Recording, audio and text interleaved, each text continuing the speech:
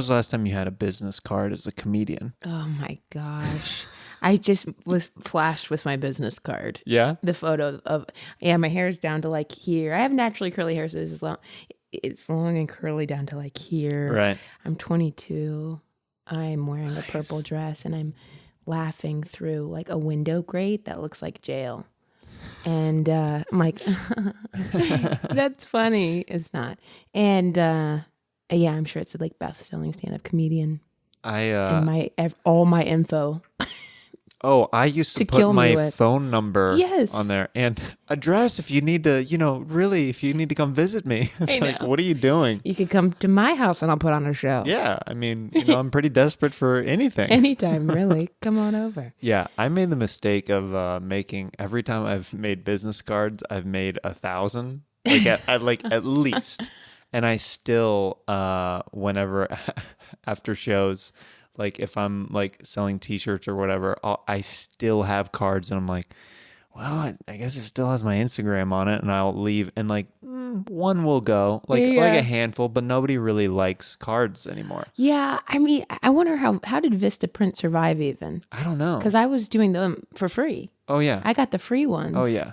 And I'm just like, at the time I didn't understand it. Nothing's free. Right. Well, but I'm sure, I think I threw them away out of shame. Similar to my first album. I'm not kidding. I threw away hundreds of my first album, within the last few years. I still have stacks of mail out like postcards to agencies that are like, hey, you know what I mean? But I can't throw them away because I just look at them sometimes and I just smile. Yeah.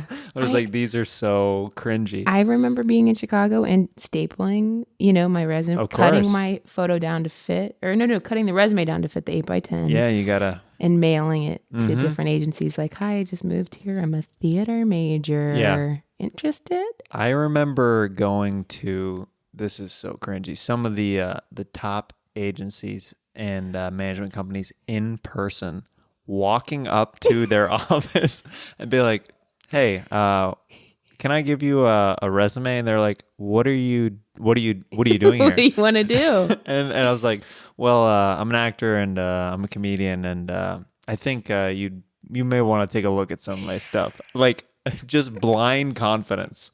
And they literally, the assistant just looking at me like, being like, yeah, we don't do it like that. And me being like, you're lost. See you might want to start. Yeah.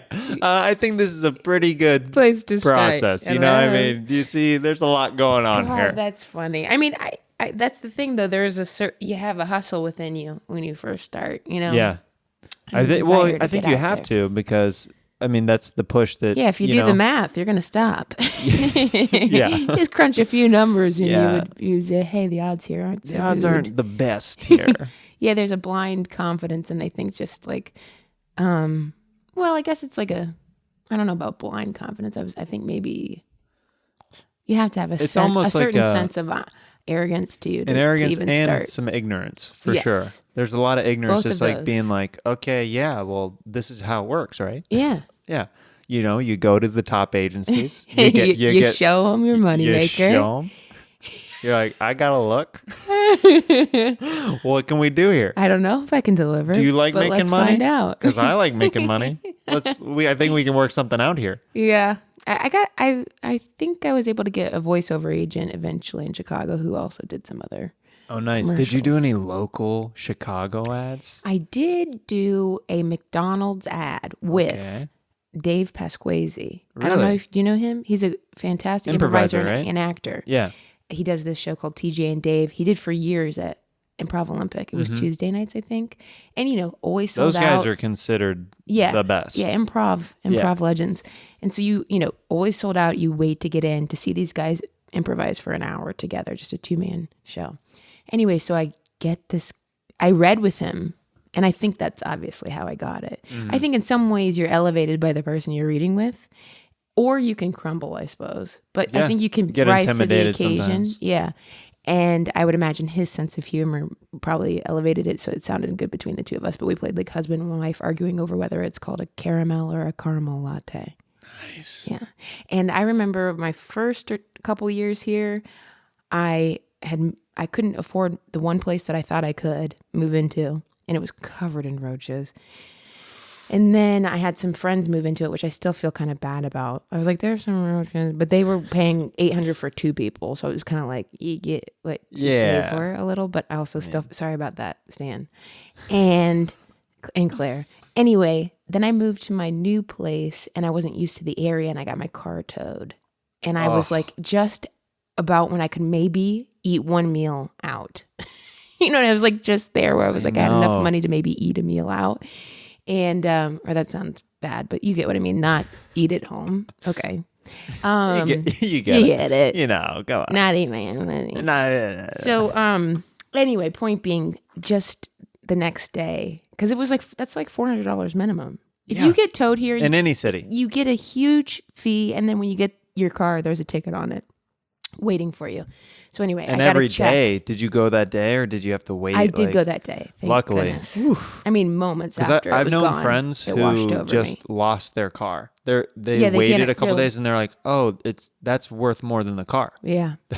I guess that's how they do it. Yeah. It was a little car stealing. Yeah. But I got a check in the mail for that McDonald's 2 flavors is what it was called. 2 flavors voiceover. And I was like, I don't know how they even found me here. I mean, I must have updated, obviously, my SAG stuff or whatever, SAG after, but I was just like, thank you. Thank you so much. This is going to make me like not overdraw my account. Yeah. Because I didn't, I don't get like, I never got help from my parents, or that's not true. Like my parents did help me in college with school tuition. Yeah.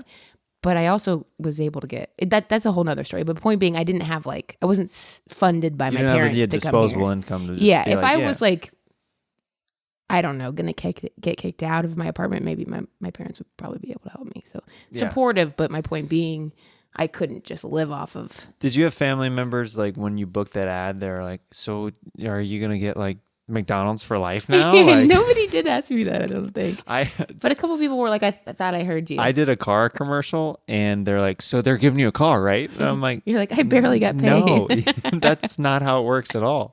Yeah. I remember I did this coffee bean commercial and it was a non-union coffee bean commercial that ended up playing so much. And like on Hulu, like I had so many people that were like, your face, right? Yeah, For I was talking and everything. Yeah.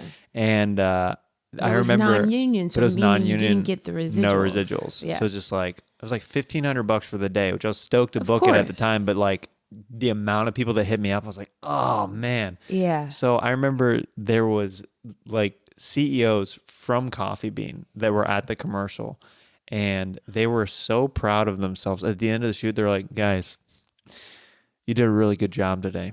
So we're going to give you something special. And they gave us gift cards for $25. Stop. And I was like, what are we supposed to do?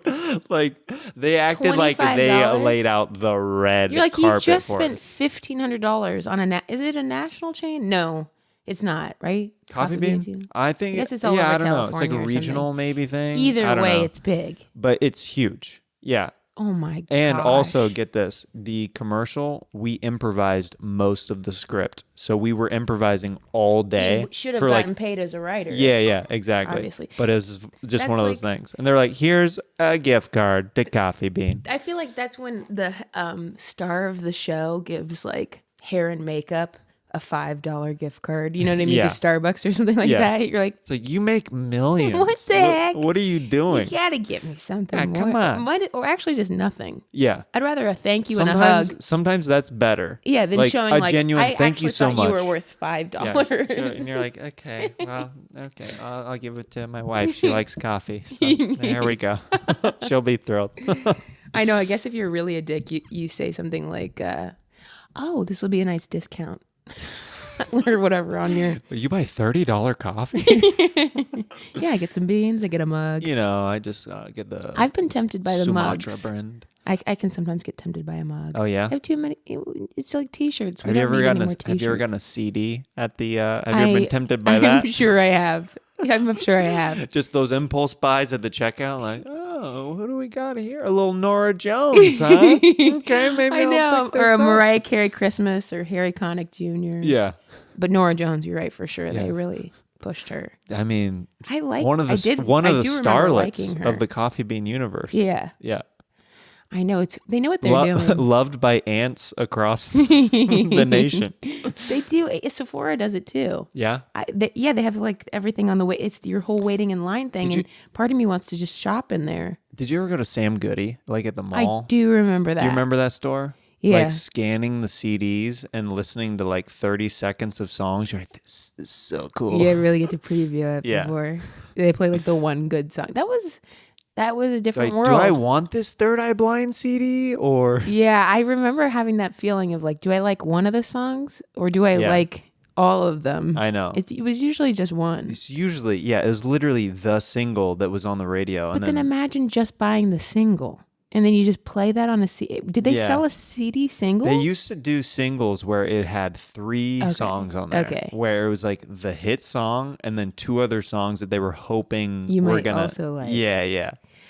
What a different world. It really was. Pre them putting stuff on your phone. I don't do the Apple Music. I'm Spotify. People will send me Apple Music links. And then and you're like, I can't do anything with it. I don't know. For some reason, I've convinced myself that if I press it and it's like 3-month trial, then it's just one more thing I've signed up for. Yeah. I already have too many of those Then they have your info, and then I know. They already know the government's surrounding us. And they know everything already. You did one of my favorite performances, and I've seen a lot of performances at the Comedy Jam, and this one was at Bonnaroo. You did Britney Spears, "Hit Me Baby One More Time," and you had a wireless microphone, and you ended up kicking your shoes off. I broke those flip-flops into the audience. Shoes went flying into this tent that we were performing at, and then you slowly did the splits while you were singing Britney Spears, just like 1,000% confidence, and it made me laugh so hard, just like how down the barrel you were while you slowly did the longest splits. I'm glad you remember. Yeah. Not even like I was wasted or anything like that. I don't know. Maybe I had a beer or two.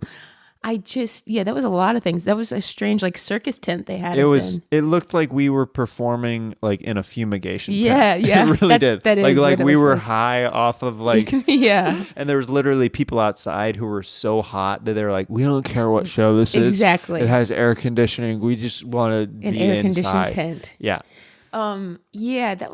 That was really fun.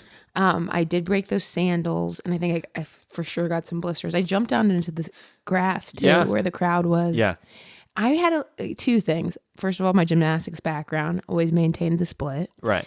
2, I sang that song on a cruise ship. Like, I won the karaoke. My stepmother took me on a cruise for my high school graduation. That's not like how we grew up, was not like going on cruises. Right. It was always like, we grew up with our mom in Ohio, who was a teacher. And then it's like, we would go down to Florida to see my dad. And I feel like he'd try to find ways to be like, life's better down here. You know what I mean? Yeah. So it was like, we'd go down on this cruise, which is just like, not my thing, right. You know? Anyway, I don't really connect with her. And I found a friend on the cruise ship named Diane. My mom's name's also Diane. But yeah, Diane Majewski. And she was 30. And I remember thinking like, she is so old. Yeah, 30 is old. Yeah, for when you're 18. Of but course. we really connected. We were friends. She was there with her mom. We would sing karaoke every night, and they would pick a winner of the night who would then perform in the final cruise show. Oh my goodness. And so I sang One More Time by Britney Spears and performed in front of like 2,000 people on a Friday night in a cruise ship. Maybe it was like 1,500. I have no clue. But before we had to prepare. That's a lot as it was a the teenager. Biggest amount of people I'd ever That's performed. crazy. We have it on VHS, unfortunately. Oh my goodness.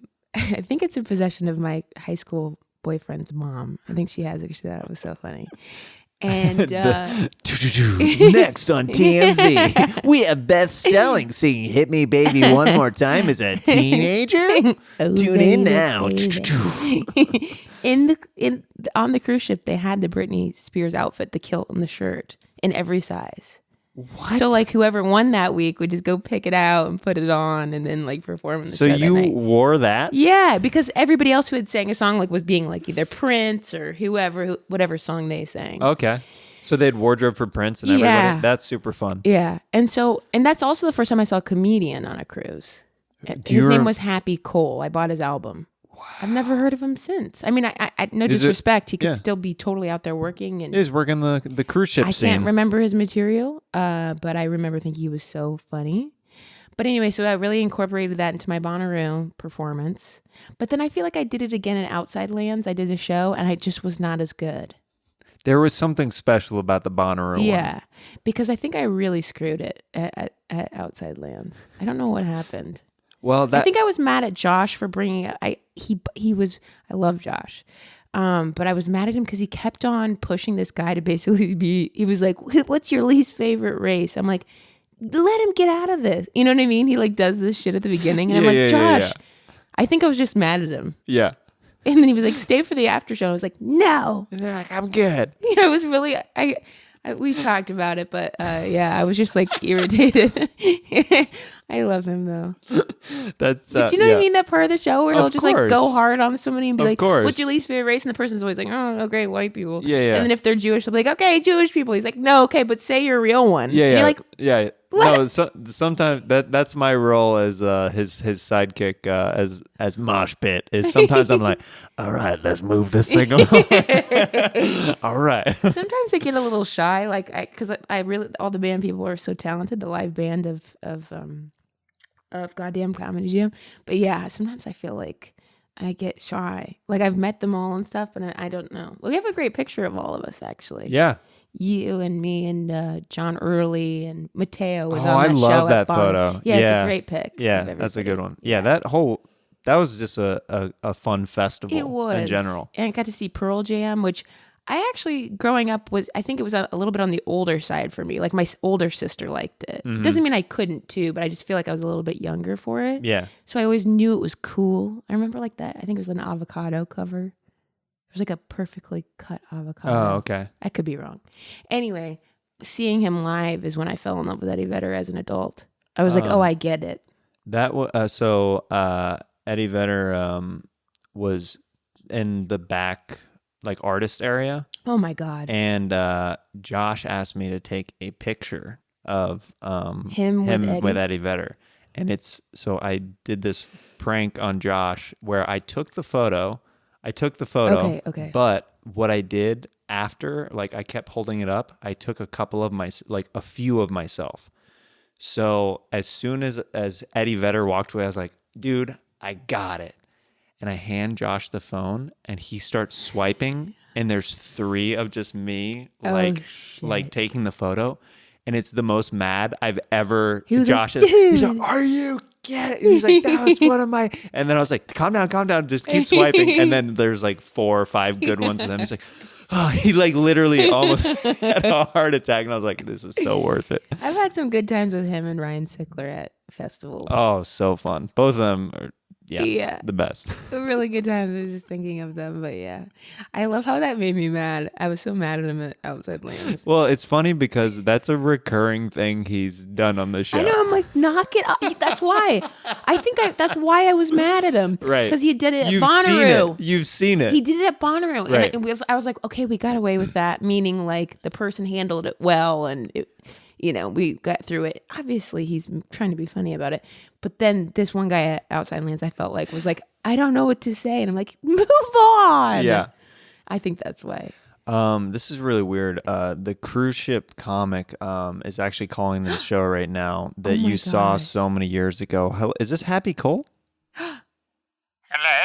Oh my gosh, Happy. Hey, it's me, Happy Cole. Hey, it's so good to hear from you. Hey, I just, doing my yearly round of calls to my fans. And, Beth, I did sign up for the mailing list. Yeah, you signed up for the mailing list so many years ago, and just want to let you know, I've got a new album out. Oh my gosh. Yeah. Is it cruise material or has life changed? I mean, there's some boat material on there. Maybe some stuff about lunch buffets and maybe a little bit too specific to the boat. But yeah, I think it'll still translate as fun.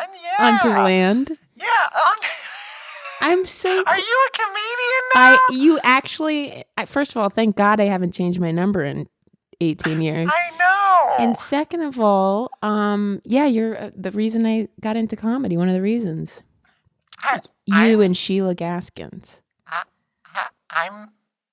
I'm the reason? One reason. Yeah, I don't want to put it all on you. But I saw you up there, and I was like... Get out. Get out while you can. Oh, no. No, you have to leave. Oh, no, is it bad? It's a sad life. I've been trapped in this boat the entire time. I recorded my album on the boat. Oh, my gosh. If I can say anything, this... Did he just drown on the phone? Oh, my God. Or he called us from the tub. He killed himself in the tub? I don't know. Maybe he was Something- swimming.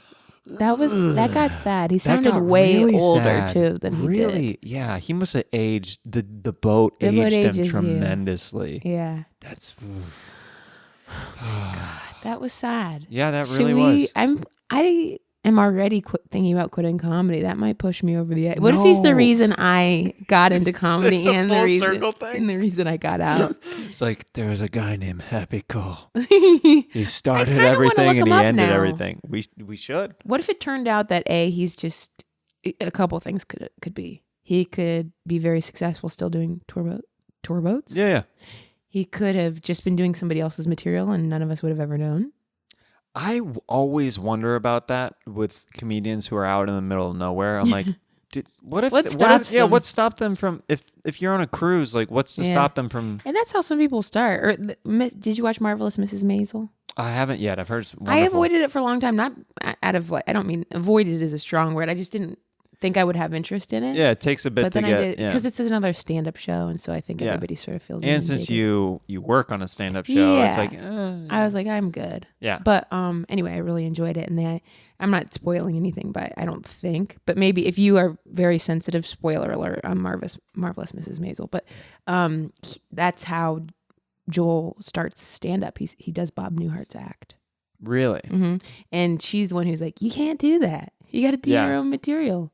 But that's how I've got my earliest laughs, was imitating other people. I mean movies and stuff. Oh, it's funny. Whenever you look back at friends in high school, some of the people who were considered really funny, they literally just knew how to put well-placed movie quotes in conversation. Yeah. And they're like, this guy's hilarious. Yeah. And then you'd like try to get them to say something like original or something that, from them. And they're like, I don't know. I just memorize it, dude. I just, if you want to write for me, let me know. I like, it's just like, all right. Oh, yeah. My wife. Yeah, my wife. I'm trying to think about other stuff that was because I think, are we close in age, probably early 30s? Yeah. Yeah. I was trying to think about high school, because college, Napoleon Dynamite, and old school. Was old school high school or college? That will still make me laugh. It's very funny. If you even just began to start quoting the dart in your neck scene, I will start crying laughing. It's so good. It's the best scene of all time. It's so I genuinely felt like it should have won an Oscar. I'm serious. I don't. Comedies are never included. Yeah, I know. Are they? Do comedies ever get Oscars? No. The only recent one that I can think of was Tropic Thunder, when Robert Downey Jr. got an Oscar nomination for supporting actor. Really? I believe. That's shocking. I think so, for that role. It's interesting because I don't think we need to get in a whole discussion about it, but you mean the one where he's playing a black man, right? Yeah, it's interesting. Yeah. Because you'd think that would be problematic. Is it now? Do people look back at that now and say it is? Or is it considered comedy? I think that's one of the rare instances where he still has not gotten heat for that role, because I think it was the way it was framed, and he did not play it like offensive at all. Right. He played it like very, very like as real as possible. I think he got away with it because he's a really good actor. And the reason I'm not even commenting on it is because I know I've seen the movie, but I can't really remember it. So that's why I'm like, I don't remember the nuance of it. Yeah. I have a thing where sometimes I'll watch a movie and then it's like I didn't watch it at all. Oh, yeah? And I rarely want to rewatch a movie. Elf I will rewatch. My mom literally has seen so many movies in her life. It's one of her favorite things to do. She will be watching a movie, like she'll be, oh, Bubby, this looks really good. Let's watch this. And we'll be watching it 3/4 of the way through to an hour and 15 minutes, and she goes, oh yeah, I've seen this movie. She figures it out that far in. But like the cover doesn't give it away. The first part of the movie doesn't give it away. But something towards like the middle to 3/4, and she's like, "Oh yeah, I've seen this. This is really good." I'm like, "How did it take you this long to get back?" All right, whatever. Okay, your mom's calling. Oh, is she? Hello. Jeremiah. You made me. I was listening into your podcast, honey, and you made me sound like a man. I was gonna say he kind of had you talking a bit of a deep voice. Yeah, that's not how I sound. Anyway, I just hey, wanted to Mama. call. Hey, Bubby. Hey. Yeah. So I guess I hear a different voice in my head. I mean, I guess this is more what you sound like to other people, and then I have my own interpretation of what you sound like. Probably because I'm such a strong woman in your life. You sort of make me sound like I am strong. Yeah, too. very forceful. Yeah, Sort of like a man. Yeah. But anyway, I miss you. Hey, Mama, have you seen any good movies lately? Yeah, I'm watching one right now. Okay. And it's got Matt Damon in it. Oh, maybe like the Bourne Supremacy or like one of the Bourne movies. No. Okay. He had to shave his head. Okay. Shave his head. And then he got shrunk down into a tiny size. Mr. Ripley? No. He's very small now. Oh, life size or something like that? You know, I don't recall the name of the movie. Okay. Is it good though? I'm about an hour and a half in, and I'm feeling a little sleepy, which is why I decided to call. Oh, okay, so yeah. Now, this woman that he's interested in, she only has one leg. Oh, I'm not familiar with this film and it looks like they're going to take some food. You know what? I think I've actually seen this before. I didn't like this. Oh, you didn't like that one? Well, no, it's directed by that Alexander guy. Oh, life-sized. Oh, life-size. Small size. Small size. Small. What is it called? I think it's a simple Google. A simple Google would help us. A simple Google will do. But anyway, Mama, you don't know I how can to look it up for you, but I don't. Do you want Beth to look it up? Because I know that you're not very good at Google, Mama. Yeah, I like trying to do the little voice thing, you know. Yeah. Also, Mama, you sound. I don't even know if I have service in here. You sound really young. By the way, Mama. I didn't get your name. Your mom's name. My mom's name is Tammy. It's Tammy. Mm-hmm. Well, honey, the dogs are barking, and I'm gonna have to take him out because Footlong is barking. Footlong is here, and he is barking. Okay, well, you know. Yeah. He probably needs to go to the restroom then. Yeah, but I'm gonna take him out. I'll give him a little treat, and I'll tell him, "Oh, he misses you. Your brother misses you." Oh, okay. It's a boy, right? Yeah. Yeah, I couldn't Yeah, he's remember. my son. Yeah. He loves you. Yeah, he does. Well, nice to meet you, Beth. Oh, it was really nice to meet you too. Okay, bye, Tammy. Bye, I love you. I love you too. We love you. I guess I couldn't remember what the name of that Maybe movie life was. size. It doesn't really matter. Something like that. I remember watching that movie with my mom. And being like, have you ever watched a movie with your mom and you're just like, this was the wrong choice entirely? I guess the earliest memory of that would have been my mom, my grandma, her mom, and my sisters and we all went to see Titanic in the movie theater. Okay. And that was like an age where I think it was a teenager when it came out. Yeah. And so like there's sex scenes. You're in that gray area where it's now it would be like whatever. I took my mom to see Magic Mike at, I guess, XXL. What was that like? You know, I always joke that my mom is a virgin, and so she's very non-sexual, but I think we both really enjoyed it. My mom at one point, as we were driving, we watched it here at the ArcLight. She was like, "I didn't want it to end." I was like, "Yes, yeah, girl. I get it, girl." Because my mom's single and she doesn't date, and I feel like when it comes to that type of thing, like I have jokes about this that I talk about on stage, but it's like, I don't know. I would like that for her. I try to sort of like gauge her interest. I know my other sisters have either like tried to sign her up for like eHarmony like or dating Match apps or whatever. Yeah. But I really don't think that's her style. Yeah. I just don't. I don't know what's going to happen. I think it's tough for her to probably reconcile the idea of like thinking you'd grow old with somebody and then that changes. And I think like her, I do enjoy my solitude, but I don't know. I would like her to have somebody to do something fun with. Sure. And I don't really want to think about my mom having sex anyway. Yeah. I did do Bob and Tom years ago, and it was around Valentine's Day, and they had like all these sex toy gifts. So they had me take some with me, and I sent one to my mom. It was a lipstick vibrator, and she was like, I couldn't figure out how to work. It doesn't seem like the color's working, coming off. And I was like, that was a vibrator. It was not lipstick at all. I'm sure I said something like, not for those lips, and then she was grossed out. It keeps vibrating on my lips. and it doesn't change the lip color at all. And I don't know. Do you want to? Feels kind of good. It feels a little.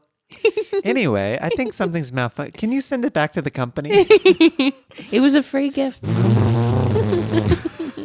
It probably would feel good. Probably. And I bet it would add a little color to your lip. Oh, a little blood flow. Yeah, the lip. yeah. I think your mom is actually calling in Oh right my now. gosh. This is crazy. Hello? Hey, Mom. Hi. How are you? Did you get a little? Are you with the? Are you babysitting today? You know it. Oh my goodness! Yeah. Is Kelly down for a nap? Yeah, she's napping right now. Let me walk away from it. Okay, I can talk now. Okay, yeah. good, Yeah, good. yeah. So nice to hear from you. Did you hear me on this podcast with my friend Jeremiah? Oh, I'm a big fan of Jeremiah Wait Wonders. a minute, Yeah, big fan. Mom. Yeah, I love his segments, and he just seems like a nice boy. He really is. Do you know what he Yeah. looks like? Have you Googled him? No, could you describe him to me? He's just your type, honestly. He's tall. Okay. He's got blonde hair. I love it. Very, very muscular. Wow, Built. a rock hard bod. Yes. Wow. And long hair like Brad Pitt in Is it a movie. Is it flowing like a waterfall, like Legend of the Falls? Yes. Oh, you know how Mama likes Oh, that. Mom, easy. He's listening. Oh, hi, Jeremiah. I didn't realize you were listening. Yeah, you called into my podcast, so I have been listening. Thank you for calling in, though. Well, yeah, of course. I wanted to connect with my daughter real quick. And also, did you hear there's another Magic Mike movie coming out? There is? I was thinking my sweet Beth and I could maybe go to the theater again. It's in 4D. Oh my gosh. I'll Yeah. go. I'll totally go. I'll bring I'll get us some hot dogs. I hear that there's misters and smells. Oh my God. And there's poles that come out of the ceiling, and it gives you that real strip club of aroma and vibe. Oh my goodness. So Yeah. sort of like a dank, musty It's smell. a dank. Also, it's actually they are screening it in a strip club. So Oh my I God. don't know. And there's actually it becomes 4D because men actually start coming from behind the projector and dancing on. Would you want to go to that? I with me? would love to go with you to that, Oh, Mom. well, I am already getting hot and bothered by this. Ooh, I'm sorry, Jeremiah. Oh no, it's fine, Mrs. Stelling. It's totally okay. Okay, well, I guess I better let you two be. I don't want to take up too much of your time. I just want to say hi to my daughter. And Mom, our new episode comes out tomorrow. Don't forget. Can we actually talk about that for a moment? Yes. We've got a great podcast Yeah, together. you did such a good job on the pod, Mom. Oh, thank you. Yeah, well, Are the people next liking it? I know you've asked me that a couple times. We don't know how many people are listening really. I know you've been okay. wondering if we're going to get another I'm just season. really curious about the iTunes data. Right, I know. They're so weird about that. I know they won't share. I know. Well, we're currently behind the paywall on Stitcher Premium, but they are going to let us come out and be for free, I guess, in like 6 months or something. That's a good but good currently sign. just Stitcher Premium. Okay, well. But tomorrow our episode we're going to release Sandy Rogan, where we called Seth's mom Sandy. Oh, wow. That Remember sounds that like call? A great, I loved it. It Yeah. was so exciting. She talked about getting waxed. Yeah. Have you gotten Oh, waxed? I would never. You no, know, I know. No. But if my daughter would want to go with me, I could see myself doing that. Okay. Yeah. Maybe we'll have a little 65-year-old virgin remake on our hands. Let's not get too out. I've got to go, sweetie. Okay, I love you. All right, I love you. I love you, Jeremiah. I love you too. All right, bye. Our moms really are. They've got their fingers on the pulse of what we're up to. Yeah, they really know what we're doing, and they knew right when to call in. Like they knew that we were doing this podcast together, so it's pretty exciting. And your mom called from Kansas? Yeah. And mine called from Ohio. Midwestern moms. I know, they're good people. And they have dogs. What kind of dog do you have? My mom's got a Cavalier King Charles Spaniel. Whoa. We've had a couple of those now. We are a wiener dog family. I love it. And that's yeah, sometimes that's what you choose it and you go. We've had multiple wiener dogs, and I long hair or short hair? Short haired. Yeah. I just love those dogs. I love them too. My dad actually has wiener dogs. So in Florida, he's the wiener dog guy, and my mom has the Cavaliers, the King Charles Spaniels. Usually the orangish, burnt orange or whatever face, and then orange and white or whatever. That's awesome. I know. I wish. Do you want a dog out here? I do, but I can't properly take care of it. Yeah, that's how I feel. It's sad. Yeah. You really have to have it be a part of your life. Yeah, my wife wants a baby, and and you're like, I'm convince her. Yeah, I'm like, well, if we're having a baby, then we can't get a dog. We gotta have a wiener dog. Yeah, that's true. I was like, if we have to do that, well, we have to do the other thing too. Potty train them at the same time. You have your baby, I'll have my wiener dog. Okay, we go to separate rooms, have a good time. My dad treats his wiener dog like a baby. Oh, a lot of people do. He wipes its butt after he goes to the bathroom. Okay, that's different. he brushes its teeth. That's a really good owner, I guess. He did one bad thing. What did he do? He thought he was doing it a favor by feeding it lunch meat. Oh. And it really messed with his intestines. He had to get surgery. Oh, really? Yeah, there's so much sodium in lunch meat. My dad thought he was like, I'll give him real meat. Gotcha. Or whatever, but not a good idea for anybody out there thinking they should feed lunch meat to their dog. And I think there probably isn't any of you out there. Yeah, so watch yourselves, okay? So the next time you think that you want to give Oscar Mayer as a little treat to Flim Flam, the Scottish Terrier, don't do it, okay? Don't do it. He also showers with him. Really? Yeah, it's a lot. Wow. I mean, he didn't really have us growing up, so I think he really takes it. Your dad sounds like a party animal. He is not. He showers with dogs. He showers with dogs. In Florida, he brushes their teeth. Yeah. He probably carries it around. He would be the guy putting it in a baby carriage. I just did a show where through the entire show, somebody kept a wiener dog in a bag, and then after the show at the meet and greet, brought the dog out with us. I was like, was that with you the whole time? He's like, yeah, he's chill. Wait, he just had a dog bag that he Was it Amir? No. Amir came. I love Amir's dog. It's so cute. He loves the dog. Yeah. He's like my dad. Doogie. Yeah, Doogie. Doogie. So an audience member had the dog. An audience member. Okay. Yeah. I know. They sat through the entire show, and I was like, that's a well-behaved dog. Especially with clapping and laughing to not be barking at all. I know. They have cannabis treats for dogs now, too. Oh. I bet that dog was high as hell. So high, dude. Yeah, I mean, I guess I was about to sort of be like, I don't want to be one of those comics that has a dog with them all the time in the green room. But it's not like it bothers me. I don't mean to shit on those people. I've held Eliza's dog many times when she's performed. Without agreeing to. No, I'm just kidding. Both ways. Here. Sometimes I'm like, yeah, and then other times like, I'm going on. I'm like, all right, well, we're doing this. I guess luckily so you have you're a cool ready dog. To be a dad. Yeah. Yeah.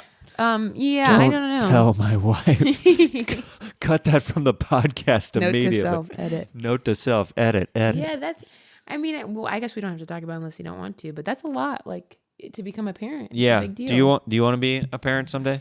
I think it's much like the animal. Okay, obviously they're very, very different than having an animal, but I just mean in the same way my mind works. I'm like, if I can't take care of a dog or even a plant, sure, I don't think I'm ready to irrevocably change my life. I think I've lived it so long on my own, even just without, you at least have a partner you've shared your life with, which I find difficult. Mm-hmm. I think the longer you do anything, either on your own or anything in general, the harder it is to change. Not impossible. Obviously, it takes the right person. But yeah, I struggle with even just having someone else in my space or my life. So, well, as stand-up comedians, it's, going on the road and stuff like that, you definitely get used to having that alone time and having personal space and stuff like that. Like I've told, like my wife knows, like I sleep better on the road. I just do. Yeah. Like, cause I have a little bit more space and I, do you can guys spread have a out. queen or a king? We have a queen, but if we got a king, I think it would help a lot. Yeah, I was gonna say Drew, Michael, and I moved, and not together, but like we moved, so we've been simultaneously like sending each other the things we keep getting for our house, or apartment, and he was like really saying I can't not get a king. He's like it's a must. He's like you have to have a king, and I'm kind of like it seems so big. Yeah, but I don't know. Seems fun. That's like an upgrade that eventually I definitely want to. I know. I'm in a full. Yeah. You're in a full? Yeah. Oh, yeah. Which is very indicative of how I see myself in my life. One time somebody was like, Girl? I think it's so nice that you still drive your old Prius, like something like that. And I was like, what do you mean? Yeah. Like, do you see me like somebody who should be driving around like a Hummer? I mean, Beth is here. Pull the Rolls Royce around. I know. Charles. She's like, I think it's so down to earth. I'm like, I don't know what you're saying. I had somebody tell me that at the Comedy Store with my old car that I just recently switched to a different car, but I was driving it for a very long time, and they're like, I just think it's so cool, man. You drive this car. I'm like, I drive this out of necessity. Yeah, I know. Like this, but I'm gonna drive it until she stops. Yeah, or he stops. Yeah. Whatever. I don't know what it is. I'm not gender specific with my car. I let my car. I let it be whatever it wants to be. Whatever it wants to be. I'm a pretty hands-off owner, all right? The previous owner did have a male name for it. Oh, yeah? Not my style. And you're like, whoa, did it choose that name or did you spring it on it? It's in my head now. But I'm also, it's like there are some girls that name their boobs. That ain't me. I just don't name things. I don't name inanimate objects. Wait. I guess these aren't inanimate. That's a common thing? The girls name somebody their boobs? asked me, like, did you name your boobs? And I was like, am I know. I'm an adult. I don't know what to tell you. Yeah, I think that would really gross me out. Because I don't think guys name their balls. Or what about their penises? Well, I used to have a joke name for me and a buddy. Like we named our penises like back in the day.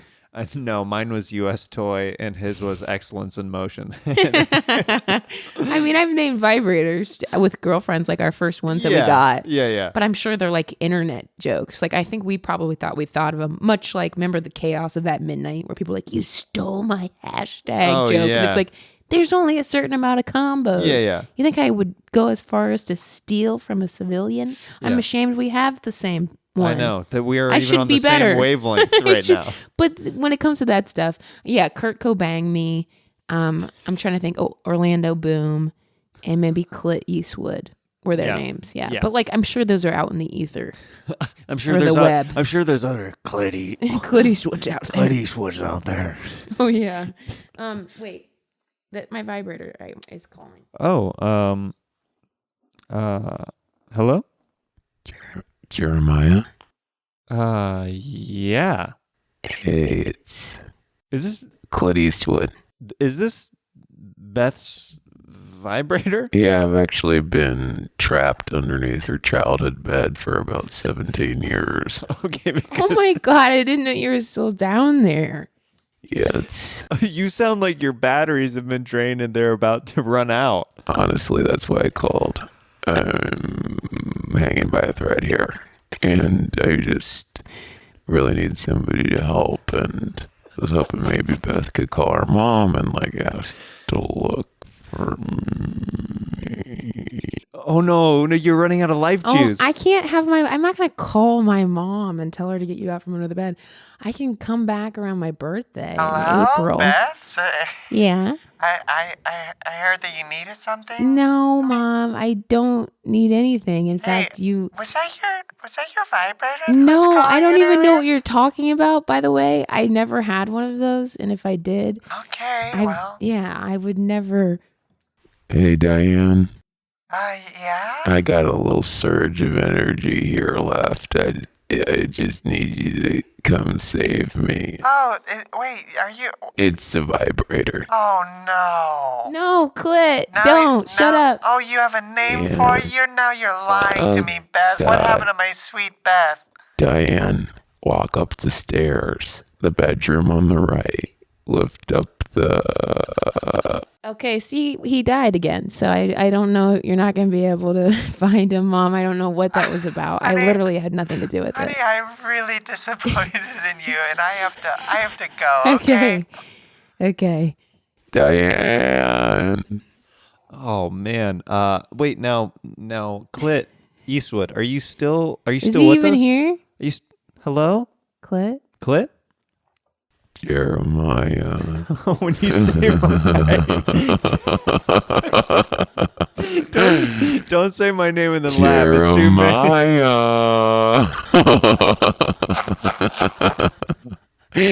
Honestly, I feel like we could be friends. I've never had. Well, that's up to you, I guess. I don't even know if I used him. I've never had. a I've never had a vibrator call my name and maniacally laugh like a villain in a film that is coming and running after me. Like it cornered me in a dark alley and is like, "You're about to pay the price right now." I just need some AA batteries. We don't have any. You're going to be on your own until I come home in April. Hey. Wait, who's this? Hey, it's Jeremiah's flashlight. Oh my gosh. Why are you... Okay, so are you a butt flashlight or just a smoker? Oh, no, I'm a full-on vag. Oh my goodness, lady. Who are you modeled after? Do you know? It's an obscure artist. I don't know if you know or not. I don't know if I would. You're right, because I'm actually not much of like a porn. I don't think Jeremiah even knows. I think he just, well, to be honest, he got it for free at a comedy show. I did too. Did you? Yes. Oh. And then, your company, Fleshlight, the people who made you. Yeah. They said, would you like to do one of your mouth to me? Okay. And I thought of a tagline. Okay. I'd love to hear I was it. thinking Beth Stelling's mouth instead of my vagina, maybe. Mm. And then it was like, if you like what comes out of it, wait till you come in it. You know, I think that's a fun. I don't think my mom would be proud of me. Oh no, I think that she might love it. Maybe I should do my ear. That is so. Oh, Mom, did you never hang up? No, I've been on hold this entire time. Mom. Okay, sorry. The baby's waking up, I heard. All right, so anyway, back to what we were saying. Does he treat you right? I mean, we had a good run. Was it just in the hotel room? Well, I gotta admit. Or did you get home? Did you get taken home? Well, my sister that was out in Montreal, Jeremiah did a one and doneer there. Oh my where God. he got one for free, and then he was staying with the other Comedy Jam guys, and they all vowed that they weren't going to use them because they were all in the same space. Right. One, in one apartment flat. But did they all use one? But then as the week went on, all the boxes started getting open. Started being open throughout the week, and it's like, well, wait. If that one's open, then I guess I can open this one. And then it just became a mess. But I mean, yeah, Jeremiah, he finally threw me away a while ago. But I was going to say, did they get anybody mixed up? no, that would be maybe the most disgusting thing conceivable. But hey, I kind of wanted to talk to your vibrator. Oh, yeah. She's not doing any. If he's honestly, he was losing battery. If he's not doing anything, I mean, I've got some open space since Jeremiah. Hey, it is Clint Eastwood. Oh wow! Have you ever talked to a vibrator before? No. This is my first time speaking with a fleshlight. Yeah, well, I was thinking.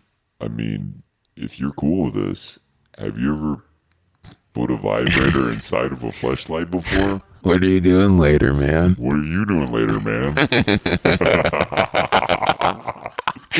Yeah, they never use the lube that comes with you. It's still stuck to the side of your face. Oh, So I feel like we could really make this work. You're speaking my filthy language right now. I think it came in like a little.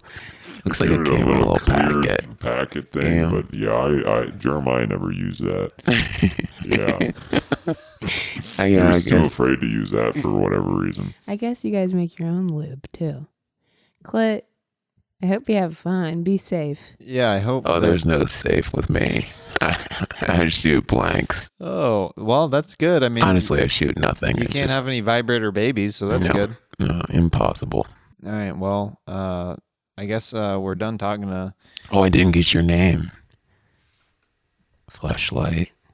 Do you have a name? My name? Yeah, just so I can call you later or look you up. Yeah, my name is...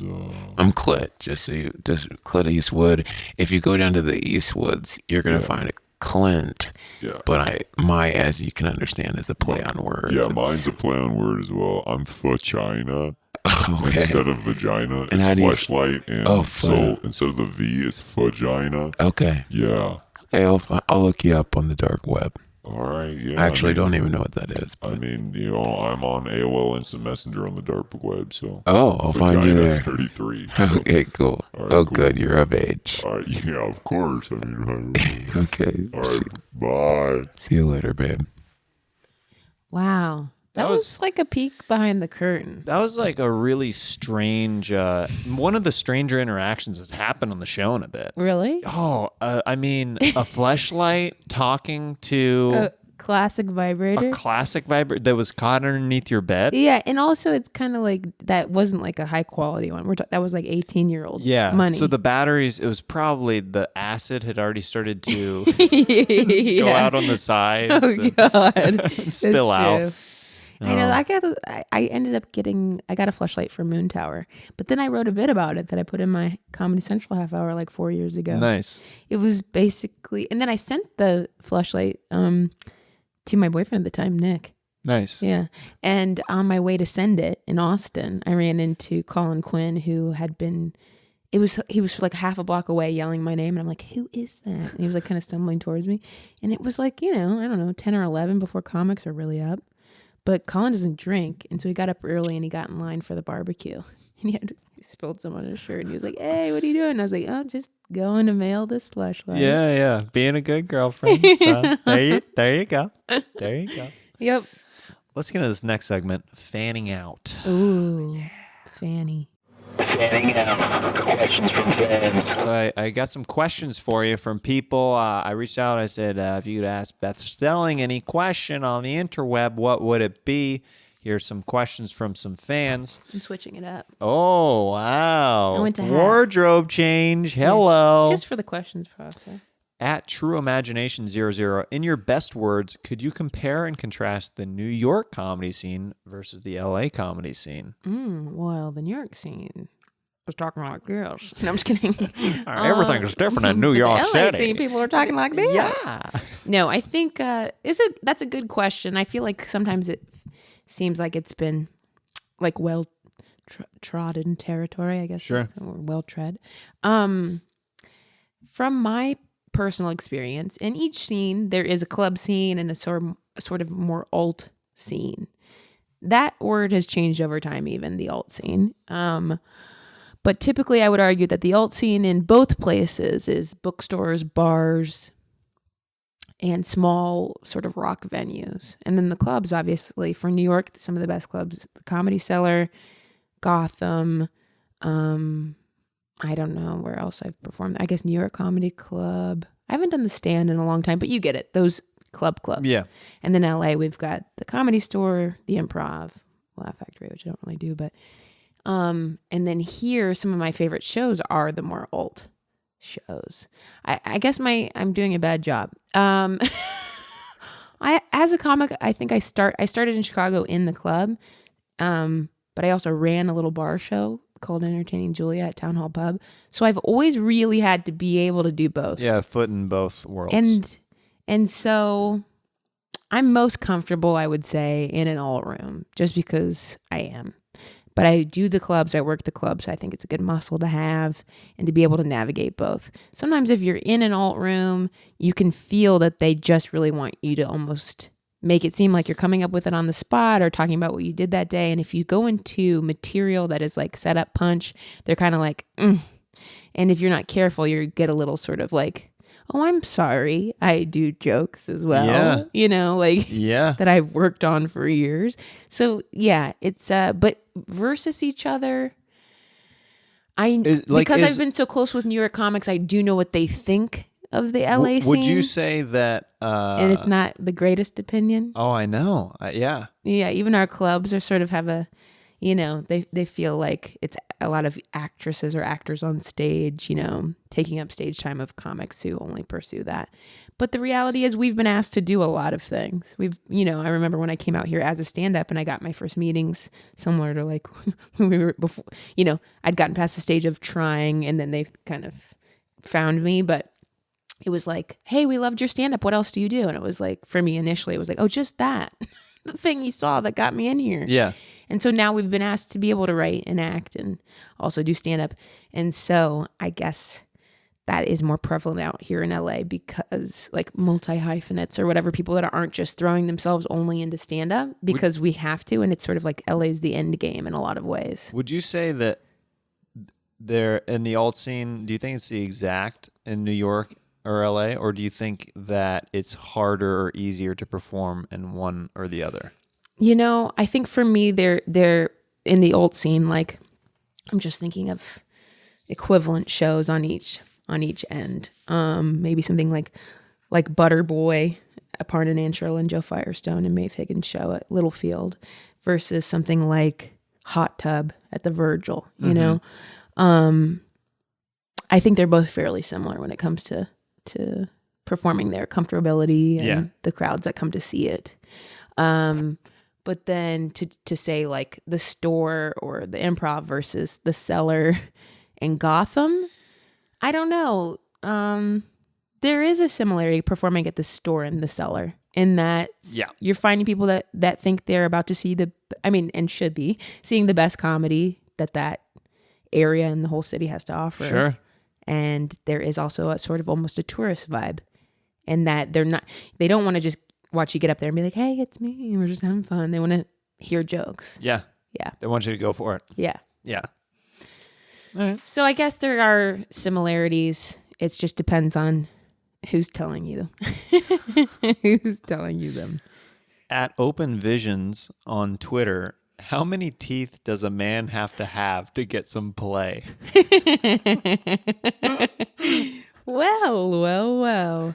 I'm missing a tooth right now, just to relate to you, because it seems perhaps maybe you are missing some as well. I feel like you kind of just need the front ones, Just hear that? Just a nice hear little that, guys? smile. Just have those front ones. I mean, brush them all if you got them. Brush them if you got them. But that's what I say. That's what my dad says about his wiener dog in Florida. Your dentist will say that. My dentist will say it. Brush them if you got them. That's tough because teeth are very expensive to take care of, especially if you're prone to bad teeth. Like this person might know that I am.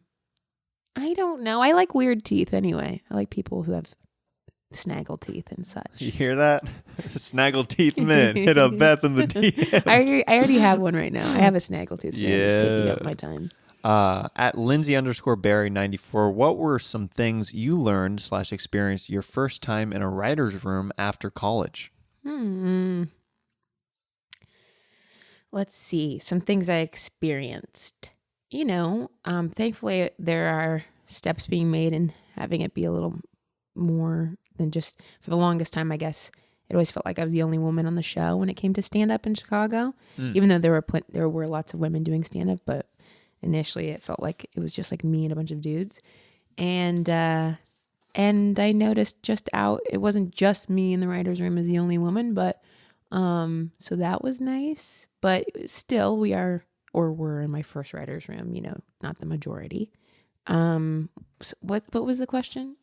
What are some things I noticed? you learned or experienced the first time in a writer's room after college? I also learned something like called decision fatigue, where you can basically, you get the job that you've always wanted, a writing job, and you leave exhausted and you can't find the energy or brain power to do anything else. And you grow almost a bit miserable and you're sort of like, why am I a zombie? Why am I so tired? And you're like, this is the job I always wanted. Why am I feeling like this? Sure. And you feel guilty because you're like, I should be very, alert and into this. But really, there's so much going on in your brain. And I've talked about this with Andrew Overdahl. He's in Those Who Can't. He's in the writer's room and also performs on it. And it's like the idea that you're sitting there in a group of people and you're deciding whether to talk or not. You're deciding whether it's funny or not. And you're thinking of jokes in your head. And so your mind is like afterwards, which is why a lot of people, peter out doing stand-up, because to switch to your brain that evening to do something different. It's a lot. It's tolling. Yeah. So it's like, wow, I'm tired from my writing job. And everybody else who's never done it is like, go fuck yourself. Right. Yeah. Yeah. But that is something I learned. It felt like I'd been hit by a truck the first week. Sure. Yeah. It's more than you would expect. I like that. I don't know what this question means. I might. At gorilla_day_banilha on Instagram, Skyline or Gold Star, she'll understand. Yes. So those are chili. And in Ohio, I mean, I've had both, of course, but Skyline for sure would be my choice. Skyline chili. Skyline chili, yeah. They have Coney dogs that are very good. And yeah, penultimate is Skyline chili. Okay. All right. Mm-hmm. Yeah. At Ashlit90, how bad was Bert's cooking on Something's Burning? It wasn't bad. Okay. It was so delicious, actually. Man, we made Mexican pizzas from scratch. The machine can cook too. Yeah, then. it was very, very good. All right. At the One True Josh, how many times have you pooped outside? Minimum 2 that I can recall. Over under. Yeah, minimum 2. One, when I couldn't get in my house after school one day. I was old enough to be embarrassed, like, and hope nobody saw me. And then I pooped in my backyard. I mean, unbelievable. Did you bury it in shame, or did you just leave it? Hoping, what I'm about to tell you it? is deeply upsetting. Okay. My dog went after it to start to try to eat it. No. It's fucking unbelievable. You had to get the hose out. I was like, no. Yeah, unbelievable. I mean, it's too disgusting to even mention, but I had to tell you. I can't not tell you. Yeah. And then the other time was in high school. It was a dare at field hockey camp. I ran up on heights and I took a dump on a field that I would later have to play on. Wow. I had to poop outside right after I got in a car accident once. There was I asked if on the ambulance there was a toilet, and they're like, no, what? And I was like, I really have to go. I was like, do you have any container? like anything? They're like, no. I was like, really? That's crazy. And then they're like, well, here's some Kleenex. And I literally just went up on the side of the hill and I just pooped on the side of the hill. I'm sure I've also pooped like camping or something. Yeah. I don't want to steal my good friend's story because she's also very funny. But I do have a friend that had to go so badly they went in their child's diaper. Ooh. Pretty smart. Yep. Yeah. In the back of their van. Oh, there you go. It's a good poop story. I mean, that's a good way to lead the smell onto somebody else. The freaking kid did it. At acidic_metal_art on Instagram, do you think consciousness originates in the human brain, or does it come from somewhere else and our brain tunes into it? Interesting question. I think it would be probably more fun and imaginative and hopeful to think it comes from somewhere else. But I do believe that consciousness originates in our brains. But I want to believe the other way, like that it's some sort of higher power. I don't want to believe aliens. God is so... Do you think there could be aliens? I personally don't. But I really am kind of open to anything. Yeah. I grew up religious and stuff, but I also... I have a lot of skepticism around it. I think it would be so nice if there were a heaven or we got to relive again. But unfortunately, I think we might just be organisms. But I would like to think that there's a consciousness for us somewhere else or something. Because I'm scared of death. Well, yeah. So. Well, that's what's nice like about the believing complete in black darkness is what I can like. If you start to go there and then realize that you won't even know that because you'll just be dead. Yeah. It's pure terror. Pure terror. So yeah, I really hope that there's a God. So fingers crossed. I really hope there's something higher Yeah. after this. Yeah, that'd be nice. Yeah. A little after show. A little after. Hey, guys, can we have a little after party? I'm not ready to go home yet. The party's just, come on, guys. It's only 1:30. Do we really have to wrap this up right now? Come on. We can at least go to 2 or 4 or 6. Come on. At Shelb Starina, any shitty or otherwise memorable customers at the bagel shop or other service job you've had? Oh, yeah. My goodness. Worked at a bagel shop in Ohio? And in Illinois. Had a long Bagel bath. bagel history, yeah. I wanted to say an even better word, but I couldn't think of it. Illustrious bagel career. I would ride my bike in Chicago, and I had like a not so great one. I got it from, I mean, they have good bikes, but it was like a secondhand shop. Mm-hmm. Oh, I can't remember what it's called. Oh, Nearly New. On Clark. And so I had this bike, and That's it was a great like, name for something previously known. It's Yeah. nearly new. Okay. Yeah, they did a good job. I don't want to make them seem like the bike was bad, but it wasn't in great shape because it was fixed together. But I was riding, and I forget exactly what happened. I know it was like a parked car, and they have the bike lane here, so I'm in the bike lane, and this car, I believe, like pulls out to go on the street, but they don't see me, and I sort of skid as hard as I can, but I hit with my tire the back of their bumper, whatever. Yeah, their rear left. Their like back quarter panel, Yeah. whatever it is. And there's no dent, there's no mark. In fact, I mean, I stopped as hard as I could, so it wasn't like bam, but I hit him. And this woman gets out and like yells at me like so intensely, and then I was like yelled back, and I'm sort of like, I'm in the bike lane, you just pulled out without looking. I slammed on my brakes, so I'm like shaking and livid, and I'm sure I didn't say everything I wanted to say. Anyway, she came into the bagel shop, and because I will never forget her face. Did she remember you? I said, you hit me on your bike. She's like, we didn't hit you. And she's like, you hit us. I'm like, because you pulled out in front of me or whatever. So, because it's true, they didn't hit me, but they pulled out. Anyway, then my boss came up and was like, you can go somewhere else or something like that. And then my friend Sarah, she's wild. She is a bit wild. Sarah. She's a bit I don't know what you call it. She's very loyal and rough around the edges, and she went out and hawked a loogie on that woman's car as she drove away. Yeah, because this woman parked. This is very this woman. She parked in the bus lane just to come in and get her bagels. Well, then that's just how that lady lives her life. Yeah, she just does whatever she wants whenever she wants. Person. Yeah. Anyway, so that's my worst memory.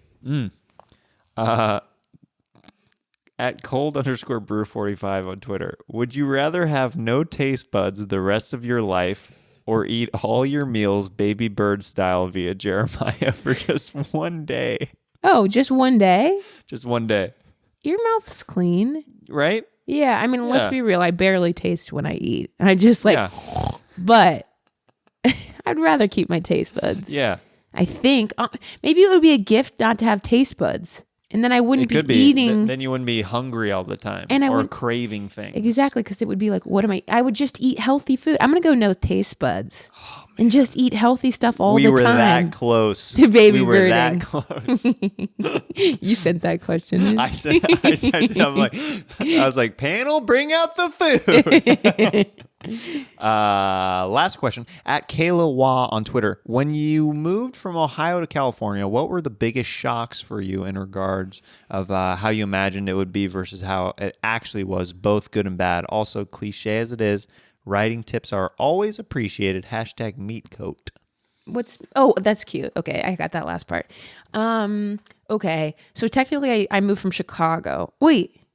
From Chicago, because that's where I did start stand-up. Ohio to Chicago. Not to correct you. I don't mean it like that. I just mean I did go to Chicago after, straight from graduation, I drove to Chicago and started my sending out my headshots and resumes. Yeah. And then and then I moved into stand-up after theater because I could sort of control it and write my own stuff. But when I left Chicago in my car with my best friend, we drove across the country. I guess what I didn't expect was to not be able to survive with one paycheck.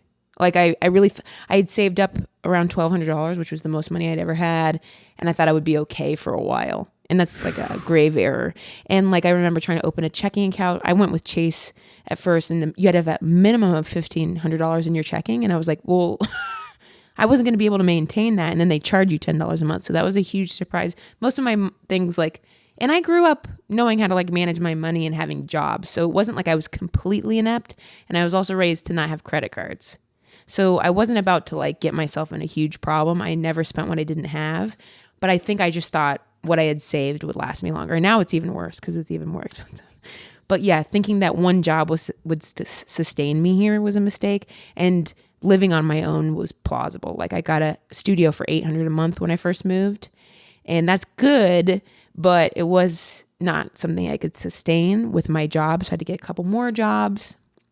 One other main one, and then some errands. And then stand up at night. So yeah, I guess. And then also the other big hit monetarily was not getting paid for sets. Because even in Chicago, like sometimes you would get paid in drinks, of course. And I'm not a huge drinker, but like sometimes you get paid in drinks, but typically you could get 15, 20, 30 bucks a set. That adds up. It does. And out here, it takes you a while to even try to get paid. Oh, yeah, absolutely. I didn't get paid for years. So I guess it was mostly money related. But that's the type of stress that you face when you come out here. Yeah, you learn a lot of stuff that you're like, oh, there's so many more expenses that I even realized. Yeah. And then, of course, I loved the weather. That was I knew it was going to be nice, but that was beautiful. And then writing tips. I guess, the fun part about stand-up is the further you go along, you don't have to like sit down and like write at least. I don't. I just sort of like think of ideas and put them in my notes, and I get to try them on stage, which I guess you could argue is an earned privilege. There you go. Well, let's get into the final segment. Oh, yeah. Sax talk. Ooh. Oh, sax talk. That's a beautiful sax. Is this the one you always play? Because I feel like I didn't know if I noticed that it was this computer. This is a new one. Wow. Yeah. I thought so. Yeah. That's beautiful. Thank you. It's cool, right? It's exciting. I don't even really Do you see rent or saxes. I was very blessed by some guys who listen to the show on the East Coast, and they sent me this. Wow. Yeah. That's so cool. Some fans of the show and Kill Tony. So shout out to David Knowles and Seth Miller from Menchey Music. Wow, you guys. Yeah. Menchey, send me a cello. No, I'm just kidding. Hello. I rented cello. That's why I asked. They're expensive. They're expensive to buy, but also you don't want to necessarily commit until you've played it for a while. So right. I'm renting. So you're a cello player? I do. Yeah, I play cello. I'm not like amazing or anything, but I played it as a kid and I've picked it back up. Well, next time you do the show, we'll have cello talk. Yeah. So okay.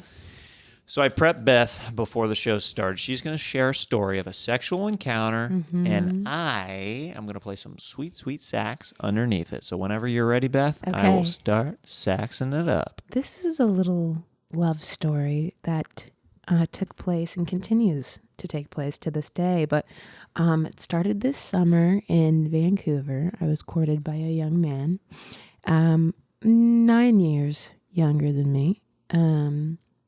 And we met doing stand-up. And then we became friends and we're friends for years. And then really started courting me, this very young, sweet gentleman. And to the point where he surprised me with a cello, rented me a cello. I came home from work one day on my writing job in Vancouver and there's a cello waiting for me. What a power move.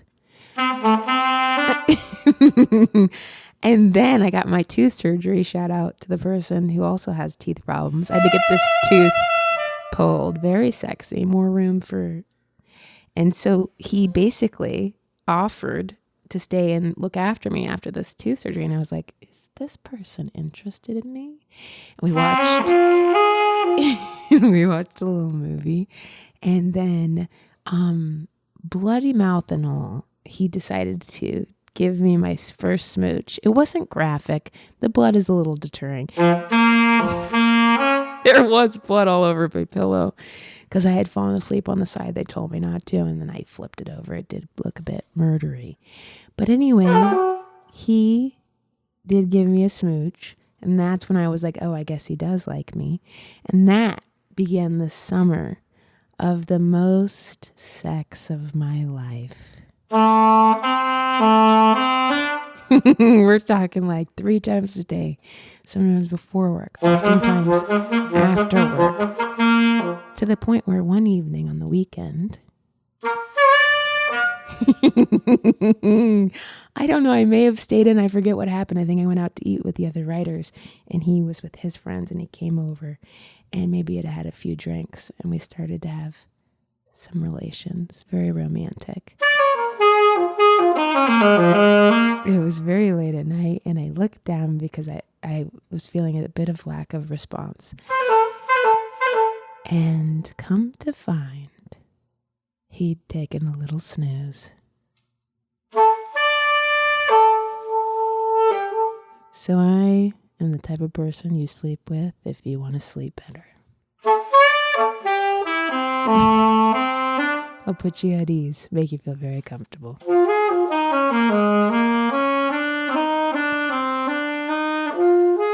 And when I find that you're asleep, I will hop off and give you a snuggle.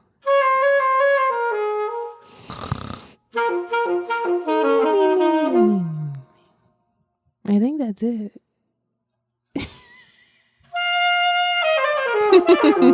And we're still dating.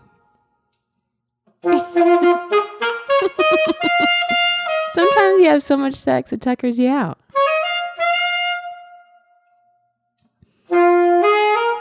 You were just getting warmed up, really.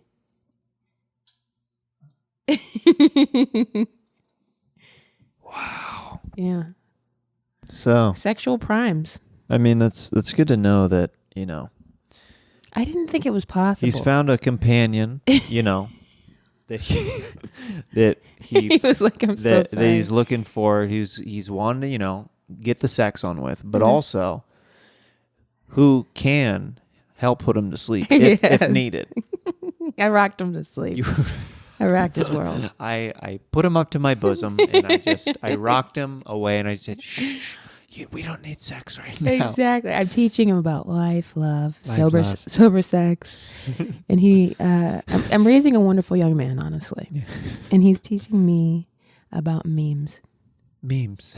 That's how young he is. He's teaching me about all the And how to use my phone. new apps. Just seriously. He's taught me the latest iPhone features. And about me. One time I texted him, does 21 Savage have good music? And he just screenshot it and tweeted, my girlfriend is older than me. That's so funny. Well, the answer, in my opinion, You're like, is no. honey, No offense. honey, what is a GIF? What is a GIF, honey? Why do I? Because it was always peanut butter for me. No. Moms like me choose GIFs. That's what we do. My mom sends so many Bitmojis. My mom does too. Oh my! She discovered Bitmojis, and she's like, "This is my thing now." Yeah. Yep. Tammy and Diane are on Tammy the and Bitmoji Diane. Oh, train. they're gonna get together one of these days. Probably. Tammy and Diane. We gotta call your mom. Yeah. Me and my mom.